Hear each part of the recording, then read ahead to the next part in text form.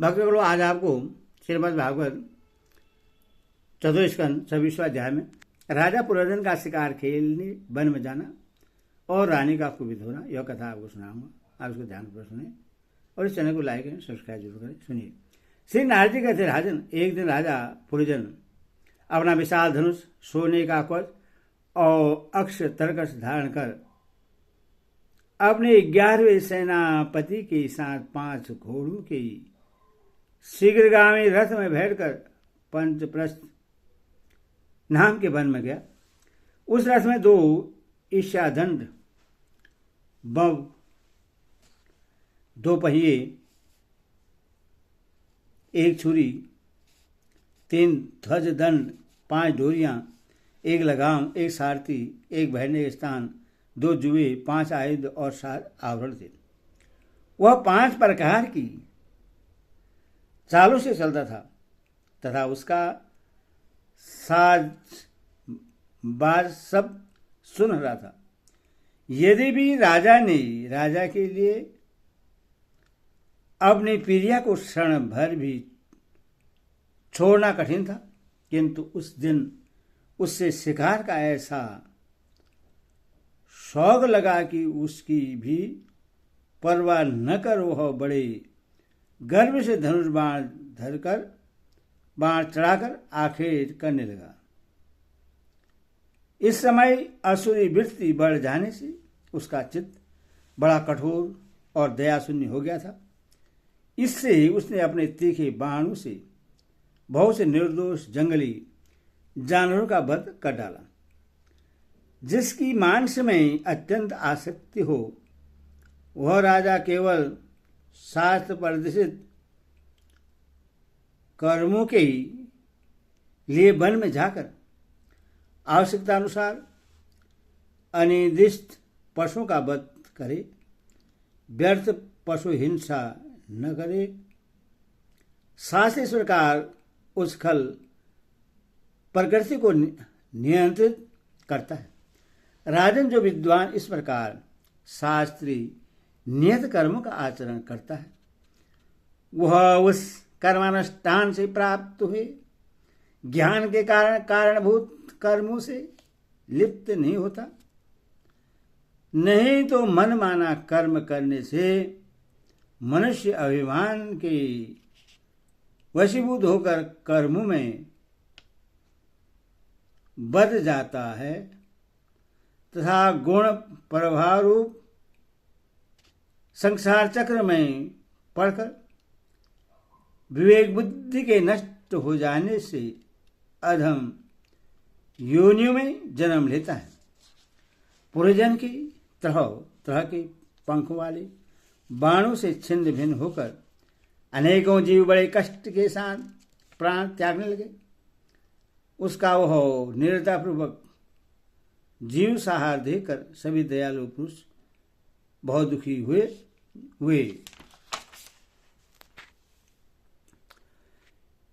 इससे सह नहीं सके। इस प्रकार वहां खरगोश, सुअर, भैंस, नीलगाय, कृष्ण मृग, शाही तथा और भी बहुत से मेदी पशुओं का वध करते करते राजा पुरंदर बहुत थक गया। तब वह भूख प्यास से अत्यंत शिथिल हो वन से लौटकर राजमहल में आया। वहां उसने यथायोग्य रीति से स्नान और भोजन से निवृत्त हो कुछ विश्राम करके थकान दूर की। फिर गंध, चंदन और माला आदि से सुसज्जित हो सब अंगों में सुंदर सुंदर आभूषण पहने तब उससे अपनी प्रिया की याद आई। वह भोजनादि से तृप्त, हृदय में आनंद मद से उन्मत्त और काम से व्यथित होकर अपनी सुंदरी भार्या को ढूंढने लगा, किंतु उससे वह कहीं भी दिखाई न दी। प्राचीन वही तब उसने चित्त में कुछ उदास होकर अंतपुर की स्त्रियों से पूछा, सुंदरियों, अपने स्वामी के सहित तुम सब पहले की तरह कुशल से हो ना? क्या कारण है आज इस घर की संपत्ति पहले जैसी सुहानी नहीं जान पड़ती। घर में माता अथवा पतिपरायण भार्या न हो तो वह घर बिना पहिए के रथ के समान हो जाता है। फिर उसमें कौन बुद्धिमान दीन पुरुष के समान रहना पसंद करेगा।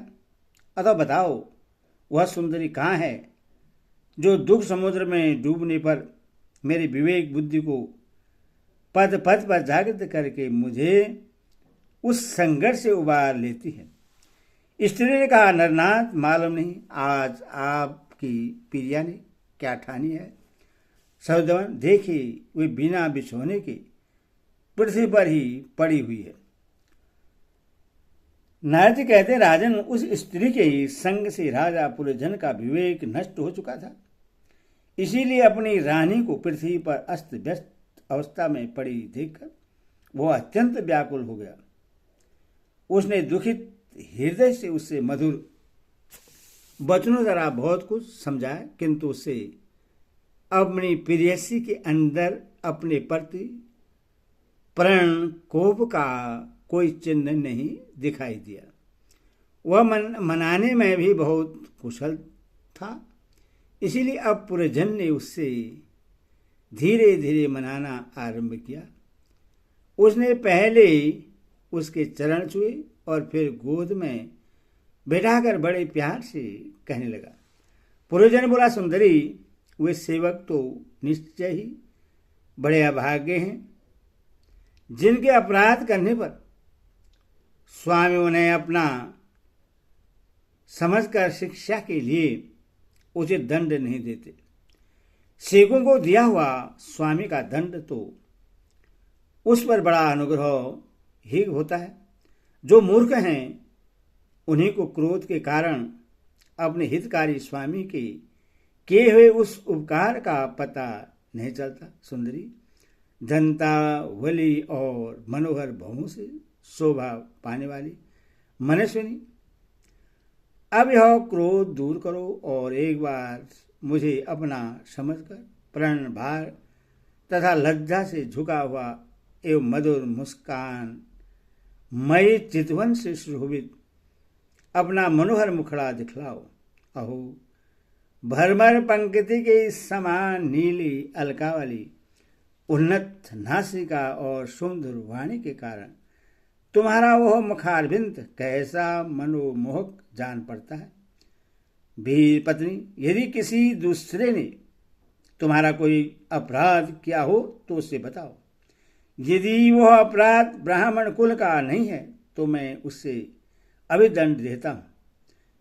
मुझे तो भगवान के भक्तों को छोड़कर त्रिलोकी में अथवा उसके बाहर ऐसा कोई नहीं दिखाई देता जो तुम्हारा अपराध करके निर्भय और आनंदपूर्वक रह सके।